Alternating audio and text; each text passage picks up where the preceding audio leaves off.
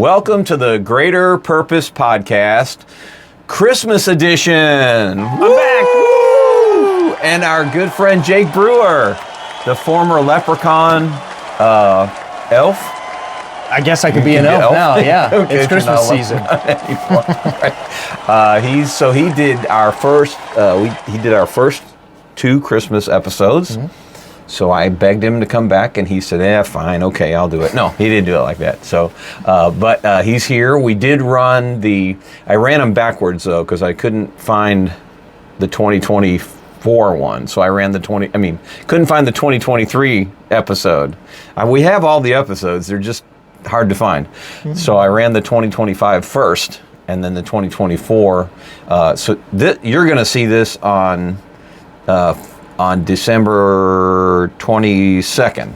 Okay. 23rd.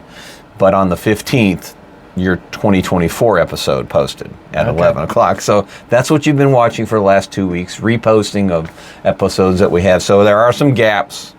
Sometimes we have, I take a break and I don't have any guests for a little while. My executive producer, Stephen Wright, said I need to take a break once in a while, even though I felt like I shouldn't. But anyway, so we fill it in with, so we did the best of Christmas, 2 in a row, Jake Brewer, so this is not a repeat. That's right, this is all new. This is brand spanking new for Christmas of 2025. Mm-hmm. Here we are. So you saw 24 and then you saw 23. Now you'll see 25. But Jake Brewer, you guys know him already. He's over there at First Baptist. He is the official title. Tell me again. I'm now pastor of discipleship and youth. That's right. He's got the brand new. So last year was a couple of weeks before that happened. We talked about it then. Mm-hmm. And then you had your ordination. Mm-hmm. And then after your ordination, the whole world just changed, right? No? They gave me so much more work to do. That's what after my pastoral ordination. They're like, all right, do this. Right. By the way, with that new title, you get a whole bunch more work. Here you go. Right? It's generally the same. Yeah. I was so used to, probably the biggest change was I was so used to calling myself the youth guy. Yeah. Because I wasn't a pastor yet, and that was a big change. Yeah. So like doing announcements at church every week. Right. An older gentleman that I'm good friends with, Chuck Rice, the very first Sunday after I'd been ordained, I get up there and I introduce myself and I say I'm the youth guy. Yeah. And after that, after the service that day, he said, now you're a pastor. Yeah, you got to. You've been ordained. You earned that. I want you to hear you say pastor. And I'm like, okay, Chuck, okay. Yeah. We've got a guy at our church like that who is like I told you before when we were talking right before the podcast, our executive pastor now. Mm-hmm. He went from Sunday school teacher and other stuff, men's ministry leader and stuff like that, to executive director. Mm-hmm. And now he got ordained, so now he's executive pastor, and he absolutely hates it when I do because I do the announcements, so just narrate them and put the slides up, and it's up on the screen. Mm-hmm. And he hates it when I say executive. He hated it when I said executive director. He hates it when I said, but you guys, that's your title, and you need to go. God has called you to that, and you need to fill those shoes. So I was honored to be at the ordination. Mm-hmm. Thank you for inviting me. It was really cool. Yeah. It was a great time. I know it was very special for you. You had family. You had a lot of people there. Mm-hmm. So that was cool. You had somebody come from, am I right? There was somebody that came from a distance away. Yeah, there were some people that came from a couple states away to be there, and people from my hometown in the mountains, and some from Georgia, some from Virginia. Nice. A lot of local people. From my baseball past. So there were some Grizzlies people there, huh? Yeah. That's cool. Jesse and Emily weren't able to make it. They had a conflict. They had a wedding they had to be at. Yeah. But David was there, the former GM of the Grizzlies, good friend of mine. Yeah. His parents, Emily and Jesse, or Emily's parents, her mom and dad, good friends with them. It was good. It was really good. It was good. Very, very, very inspirational, I guess would be the word. So you just mentioned Jesse Cole. So you guys know the banana. Everybody knows the Bananas now. Everybody. This guy was the leprechaun for the Grizzlies. Mm-hmm. Before anybody really knew what the Savannah. I mean, they had the Savannah Bananas down there. They were just barely starting, I think, at that time, right? Yeah. So there used to be a minor league team in Savannah. They were the Sand Gnats before that. And I was in the room when Jesse and Emily purchased the Savannah franchise. I was in the room when we came up with the Bananas name. I was there to launch the team, helped train a lot of the guys that originally worked there, some that are still there today. And even had the choice, like, do you want to stay in Gastonia and work for the Grizzlies, or do you want to go to Savannah and be a part of the Bananas? Yeah, you stayed home. So stayed home. Yeah. Stay where God ended up needing me. Right. Well, and we talked about that too. You know, sometimes it looks like the big picture of this path that we would think, oh, this is what we got to do, is not what God has planned. So this is exactly where He needed you. Now you're the associate. Your title thing you just said. That's all right. Associate pastor works too. I like that as well. That's what I tell everybody. Jake, he's the associate pastor over there. I just leave it at that. It's a whole lot easier than the title. So, so you're over there. Good things are going on. Sports league, everything else is happening. You took over the sports league. Yes. So I'm on the CCSL board. I'm the staff representative for the board. So I'm not really the chair, but I kind of am. Right. I call the meetings and all that kind of stuff for volleyball, basketball, and softball. Doing that, still leading the youth group and overseeing all of the small groups church-wide. And then whatever that lead pastor guy tells me to do. So Tommy's been on there a couple times as well. Yeah. So Pastor Tommy, he keeps you busy. But you guys have it. So I have noticed you guys have a really cool working relationship, which I've seen with other pastors and associate pastors as well. So, and it should be that way. But you guys just really seem to click, right from the beginning. Yeah. So. If he's watching, I'll never admit it. But if he's not watching, we're... turn it off now. Turn it off. No, we're good friends. You don't want to give him a big head or anything, right? No. We're good friends. We get along really well. We balance each other well. I think we work together very well for the kingdom. Yeah. We were talking a little bit before of I really feel for anybody that's watching this that's a pastor and you're the only person on staff, I know that's hard. I can't imagine doing it in a ministry perspective. Yeah. I did it for a little while in my baseball career, and it was extremely hard. So I'm very blessed to have Tommy and get to be number 2. And sometimes I get to be that's a number 1 decision, big guy. That's you. Right, yeah. I'll back you up. They come looking for me. I'm pointing to this guy over here. That's right. I love it. That's nice. That is kind of nice to have that spot. So the buck doesn't stop with you always. Not always. Occasionally. No, it does. Now, you've got some youth stuff going on over there, too. So tell me a little bit about the youth group and some stuff. You did some stuff with getting other youth groups involved and all that kind of stuff. So how's all that going? Yeah, sure. So with the thing that you're mentioning involving other churches and working together, I do something called Connect. Connect, that's it. We do it once a month. I essentially call it Big Youth Group. Yeah. And we started, it's been 3-4 years ago now.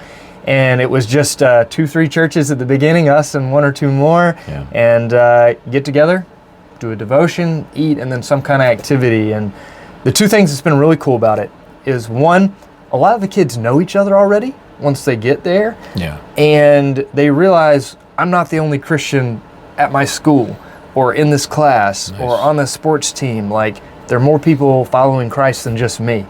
And that's encouraging, that's comforting, that's a different kind of support in those areas where they may not have realized it before. And then for me, there's a lot of the churches that partner with us that, not everybody's full-time in that capacity. Yeah. Some are part-time, some are volunteer. We've even had one church that it was just the parents trying to hold their youth group together until they got their next youth leader. So I see it as an opportunity to provide a meal, a devotion, and an activity once a month for those youth groups that they don't got to do anything. I get to serve them as my fellow brothers and sisters as leaders. So we started with a couple, 2-3 churches, and now we can have up to 11 churches if we're all together. That's cool. It's been really cool to see it come together. So it's working well. So I had the exam. I can relate to it. We did a youth choir in Stanley, not Stanley, in Statesville. I don't know if we've talked about this before or not, but and it was we started with our church, and then another church came and joined us, and then we opened it up to the community. And at one time we had 11 different churches.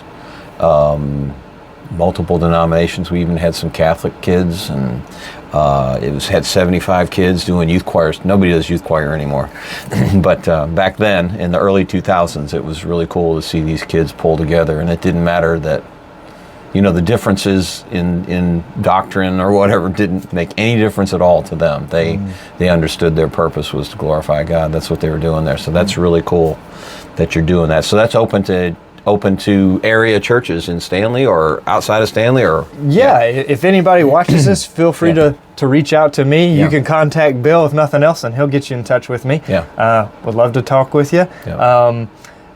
We got to be on the same page on the non-negotiables, right? Right. You need to tell me who Jesus is, and be able to tell me the gospel. Right.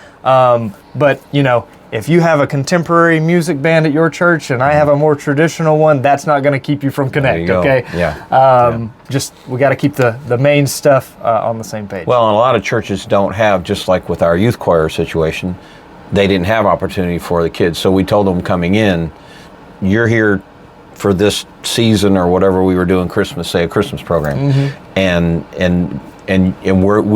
don't think about leaving your church to come to this church. Right. Because we won't let you. Right. We told them straight up, you're not going to come to this church. You're going back to your church and take your experience and your spiritual growth, and you're going to apply it. And some did, and actually started little, other things, ministries in their churches. So that was and I know that's your thing too. So we're not here to take anybody away. We're here to help you grow and go back. Right. And then you grow within your group. And that was the biggest hurdle at the beginning. Because youth groups especially can be so territorial. Right. From the standpoint of, they've got church leaders and parents looking at them like, well, how are your numbers? Which numbers aren't everything for a youth group to begin with. But, the fear of stealing our kids kind of thing. Yeah. And every time I met with a youth leader, the first thing I would say, like, look, I'm not looking to steal your kids. Steal my kids.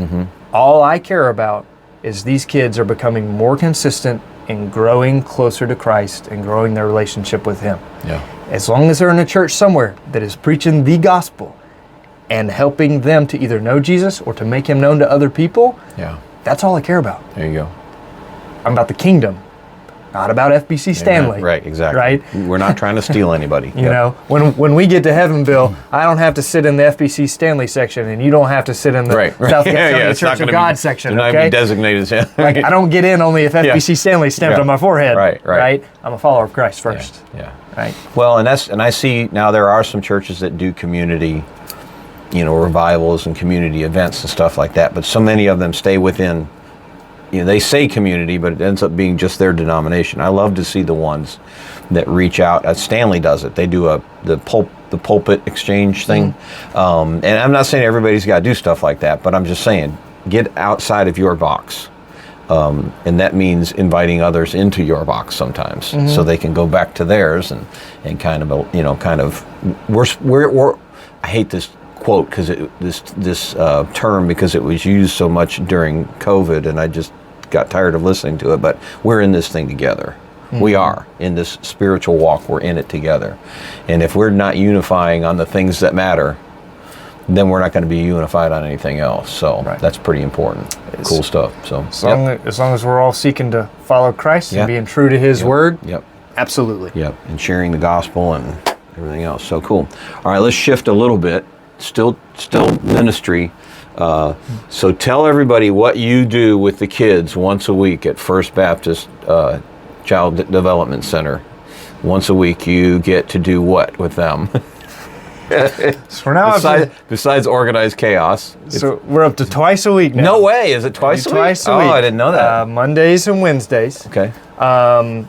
With the after-school program, Mondays and Wednesdays. Okay. I do a Bible study with them, and then ask them questions about that, and then do a recreation component with them as a part of that. It's a tie-in. My big thing through that is teaching them a Christ-like attitude. Obviously, I have a sports background. We were walking the track one day when you were. You see me down there with them. I love it. But using that platform to not only teach kids how to play these sports and to grow in that aspect, but ultimately to keep perspective of who we're following first and who we represent first, and maintaining a Christ-like attitude.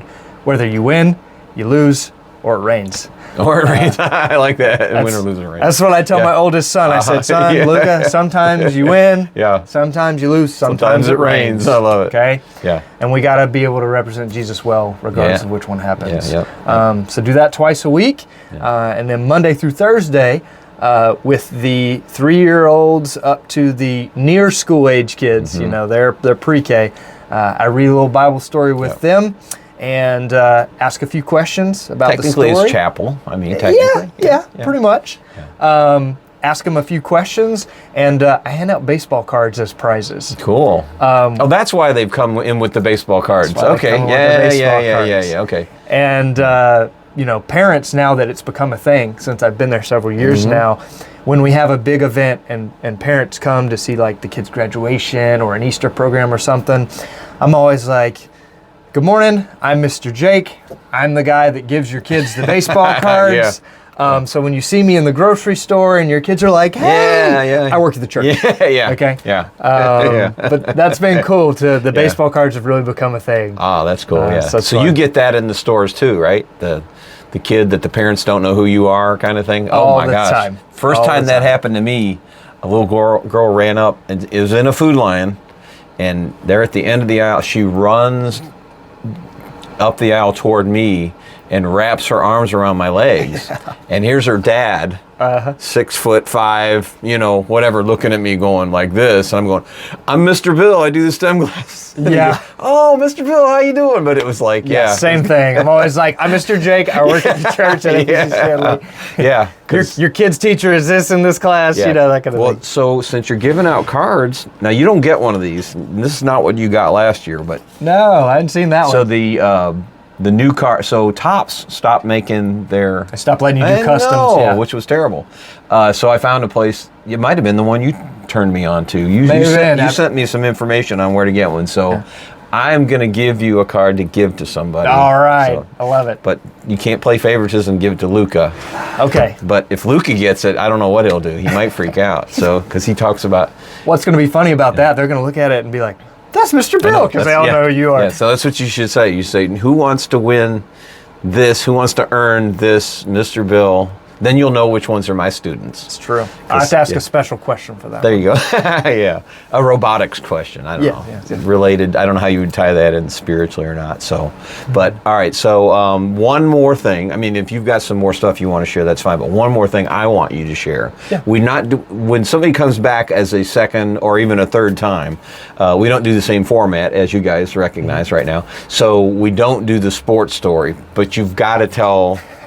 I don't know how this sports story never crossed my ears before today, because this is like the ultimate Wrigley glory sports story. So he's going to tell you his Wrigley encounter, I guess we'll call it. I was really shocked that I hadn't told you this story. I know. It's like, because it's my Wrigley story. Yes. And I was like, I can't, in 3 years, I haven't told you this. I know it. But a few years ago, I started by telling Bill, I got to take one of my best friends, his name's Cody Vire, to his first game at Wrigley. And it was a part of a bigger trip. We were going to the National Sports Card Show convention in Chicago. And we did a road trip. It was me, my brother Jeb, my cousin Tommy, and my friend Vire. And we were going to Detroit first because we saw that the Tigers had a home game. It's not that far from Chicago. That's cool. We're going to do a game there. Might as well, nice. On the way. So we go to Detroit, and we had this plan. Myself, my brother, and my cousin were going to dress up in costumes just for fun because we're on this road trip, whatever. Sure. That's what you do anyway. That's your thing. It'll be fun. So I was Abraham Lincoln. My brother was Robin from like Batman and Robin. And then my cousin was dressed in street clothes from like the 1920s, 1910s, 1920s.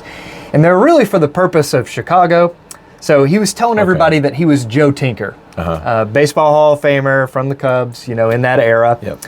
And my friend Vire at the Tigers game, he didn't wear a costume. So we go to the game, and the Tigers are actually playing the Washington Nationals. And on the way in, we're shaking hands, we're taking pictures with people. And because every time people wanted their picture with us, and my buddy was there, Buyer, not dressed in a costume, he became the cameraman. He's taking the pictures for everybody. Right. And so we go on, and this is a note I didn't tell you the first time. We're standing in the outfield, and the Nationals are warming up. Jason Worth is the center fielder for the Nationals at the time. And, you know, most players, they don't acknowledge anybody in the stands because, you know, they're trying not to get heckled and so on and so forth. He happens to look up in the stands. Washington Nationals, they're located in D.C. I'm dressed as Lincoln. Oh, there you go. Right, yeah. He probably thinks I'm a Nationals fan. Yeah. And I'm standing there, you know, all in character, and I do the very presidential wave. He waves back at me. No way. Yeah. And I was like, oh, this is really cool. This is cool. So then we go on to Chicago. Yeah. My friend's first trip to Wrigley. The bleachers are famous at Wrigley. Yep. You know this, but for bleacher all your bums, the bleacher bums, for all your listeners, the bleachers are like where it's at for Wrigley. Okay. So as we're going into the game, before we get there, my friend is like, I'm not doing that again. I'm getting a costume. Okay. So he bought a Mario costume from Super Mario. Kind of an interesting conglomeration of stuff. Makes no sense, I right? love it. That's great. Which caused people to ask us questions and what you're doing and all that. So we're going into the game, and it's a packed house. So we're taking pictures with people on the way in, trying to get to our seats and all that. But we're there early enough, we get like front row in the bleachers, like straight across from home. Because the bleachers, you you just pay to get into the bleachers. You can sit anywhere in the bleachers. Right. First come, first serve in the bleachers. Right. And so you got front row. We got front row. Yeah. We're talking to people, whatever. And it was an election year, so I'm all in character, you know, like Abraham Lincoln, vote for me, you know. And, you know, my brother's like, where's Batman? You know, just we're playing it up. Right. Everybody's asking Mario where Luigi is, that kind of thing. So we get to the bleachers. And did people know who Joe Tinker was when he told them? In Chicago, some people, They better. It's probably about 50-50. Wow, really? But in Detroit, nobody. Nobody Nobody knew who he was. No baseball fans there. But we're on the front row, and the game's about to start, and somebody from the Cubs, team with their polos and everything come up and they're like, hey, can we take your picture? And we're like, absolutely. That's why we're here. That's why we're here. We've already taken, several hundred. Why not? So we're front row right there, and they take our picture, and they give us a card and say, hey, go to this site, blah, blah, blah. You may see it on the Cubs website or our, Instagram or whatever. Cool. Great.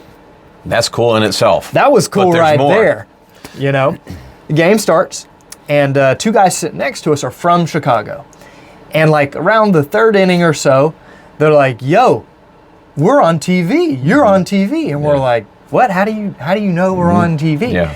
And they're like, our buddies at home are watching the game, and they sent us a picture of the TV paused. Nice. And they show us a screenshot, and it's like those two guys, me and my friend, next to them. We're like, oh, that's crazy. They showed us on the broadcast or whatever. Cool. And that was cool. That was cool in itself. So now there's two cools. Two pretty cool things. We got more cool. So game goes on. That was about the fourth inning. And as you know, take me out to the ball game, seventh inning stretch. Absolutely. At Wrigley is like... It's like praise and worship time at the church. Yeah, just about for the Cubs, But for that, the Wrigley's the most famous place for it. Yeah. And so we're front row in the bleachers there. And I stand up on the front of the bleachers. Nice. And I lead the bleachers at Wrigley, dressed as Abraham Lincoln, and take me out to the ball game. It gives me chills every time I tell that part. It was electric. Love it. Oh, top of my lungs. It's great. Okay. So the game ends, and as we're trying to get out of the stadium, and we want to take some pictures down at the field and stuff, we're getting stopped over and over again. Nice. People take pictures. It takes us an hour to get out of the stadium. Yeah. We finally get out of the stadium, and we go to Wrigleyville, and we can't walk 5 feet. And people are like, we saw you on TV. Oh, we want to take a picture with you guys. And surely you were on the Jumbotron, or it's not called the Jumbotron anymore. Yeah, they put us on the big screen, all that stuff. Yeah. So we had a good time with all that. Already, this is an amazing... It was awesome. It was way beyond what we expected. But there's more. So we go to the convention, whatever. We come back home, and, we'd look stuff up, and a friend of ours had told us they saw us on Baseball Tonight. So we looked it up, we found it. There it was. Sure enough, Love it. We're on Baseball Tonight. We were mentioned on Intentional Talk. They showed our picture on Intentional Talk. And for a short time, we were on the front page of the Sports Illustrated website. Nice. Along with the Cubs website. That's cool. So it was really cool. I was telling Bill, I've got pictures and screenshots on my phone. I've got to show Bill. We'll have to connect them. But that was my first trip to Wrigley. That's his first trip. I've got tickets over there, ticket stubs from when I was 15, 16, 17, 18, in my 20s, game after game after game. This is how many times I've been on the screen for anything. Take me out. I made a 125-foot banner and unfurled it during their playoffs, their first playoff season in a long time, and nothing. Got nothing. Look at you. Luck of the Irish is still there. Wait, I'm Irish too. But I think you're more Irish than I am. So, well, that's cool. So, like I said, we don't do sports stories, but we had to have that one on here in the Cubs room, of course. Yeah. So, yeah. It's pretty cool. Yeah, cool. So, anything else? What else? Anything you want to spill out there? Anything you want to share? Anything you want to say encouraging, inspiring, motivating? Anything you can think of offhand? Putting you on the spot now here. Putting me around on the spot. I think something that just has, God has always laid on my heart through my ministry is to have a kingdom mindset. Yeah. That's why I'm so passionate about Connect, because ultimately if we know Jesus and we're following his word and believing in who he is that the Bible tells us, we're on the same team. Right. It's not about First Baptist, it's not about your church or this church, as long as it's biblical, we are on the same team and we'll spend eternity in heaven together. So what can we do for the kingdom? Not what can I do for First Baptist Stanley, but what can I do for the kingdom? Right. Because ultimately, that's serving the greater purpose. Amen. Oh, wow. Nice. I mean, how could I finish it any greater than that? Except to say, subscribe, share, like. Help us serve the greater purpose. Listen, we appreciate you. We're over 400,000 views on the TGP channel, which is totally amazing. I thought it was cool when we hit 100. Yeah, and here we are at 400,000. So thanks to guys like you who've been here to do some great stuff and share your ministries, all flavors, all denominations, all everything. We all come together to serve the greater purpose, as you say. But we hope that something you've done here has been something we've said has been motivational, inspiring, and encouraging. And we trust that you'll take that and you'll walk with it and move forward in your walk with Christ. And if you don't know Christ, perhaps there's somebody right now out there who doesn't. You can know him. You can know him right now. You can say, I accept you, Jesus, into my heart, into my life, into my soul. I repent of my sins. I ask that you take all of my sins. I ask that you come into my life. You become a part of me, you envelop me, you take me under your wing, and I accept you as my Savior, Jesus Christ. And if you did that, you are now part of the same kingdom we're a part of. So, and God says in Romans 8:28, I have it right here in front of me because I'm really bad at quoting stuff. And I didn't have to tell anybody that, but I'm not going to act like. But then we know that God causes all things to work together for good to those who love God. You got to do something. You can't just sit back and do nothing. You got to love God. And to those who are called according to his purpose, which we've talked about here today, his purpose is not always the same as ours. So make sure once you've got that relationship with Christ, that you're walking in his pathway. We want to do things, and we're supposed to be doing things. We're supposed to be active. We're supposed to be, running the race and fighting the good fight and all that stuff. But sometimes we got to sit back and let God take that path and change it for us. So, but anyway, thank you again, Jake. Appreciate you being here. Yeah, Bill. God bless you and your ministry. God bless you out there. We'll see you again for the New Year's Week edition of the Greater Purpose Podcast, and then in 2026. So a couple weeks away. Here we go. So anyway, God bless you guys. Thank you. Have a great one.